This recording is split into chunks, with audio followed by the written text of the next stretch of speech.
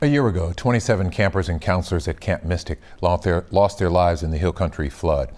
Among them, 8-year-old Kellyanne Lytal. It's been a year of missed hugs, holidays, birthdays, and everyday moments. But through their grief, this family has found a way to begin their healing journey and put back the kindness, joy, and even a little sparkle that Kellyanne once brought to this world. Audrey Castoreno from our sister station in San Antonio sat down with the girl's father. Bows of blue, yard signs with Bible verses, the initials of Heaven's 27, and the hashtag Kindness for Kellyanne stand stacked together. Also in the Lytal family's front yard sits 4 chairs. A stark reminder, one of them will never be filled with the joy and wonder that was 8-year-old Kellyanne Lytal. You know, I always tell people she was her mother. She loved telling stories. She was the life of the party. A home and community filled with memories, some harder than others. The last hug I got was in that driveway, and she went off to camp with Mallory and her sister and her niece, and I never saw her again.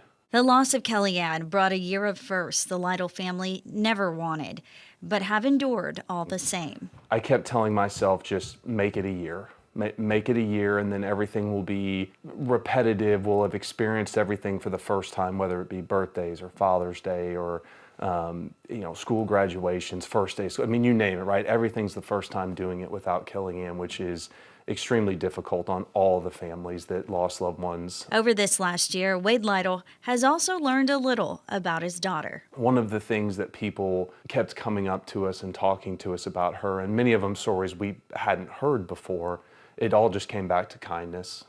She was that girl that if there was somebody new to the school, she'd go out of her way to have lunch with them, make them feel welcome. That word, kindness, the family developed into the Kindness for Kellyanne Legacy Fund, which has allowed them to give back to local nonprofits and causes who are spreading the same sort of kindness Kellyanne lived by. It's a testament to what a wonderful person she was, that there was this amount of outpouring of generosity of people that have entrusted us to do good in her name. Projects like giving back to the Magdalena House, dedicating her school's playground in her memory, and most recently, working to get an emotional therapy dog into the Alamo Heights Middle School. We're kind of coining it the Canines for Kindness, pairing a therapy dog with one of the counselors who will end up bringing the dog every single day to provide emotional support for the students, and just be hopefully a positive ray of sunshine for a bunch of little kiddos that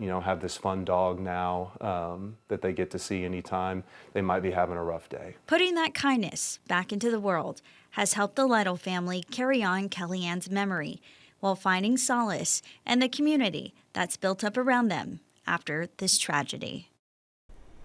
Keeping their little legacies alive despite their lives being cut so short, it is all so bittersweet. Very devastating. Thank you for the update. Streaming on demand right now on the free KH11 Plus app, our special Hill Country Floods 1 year later.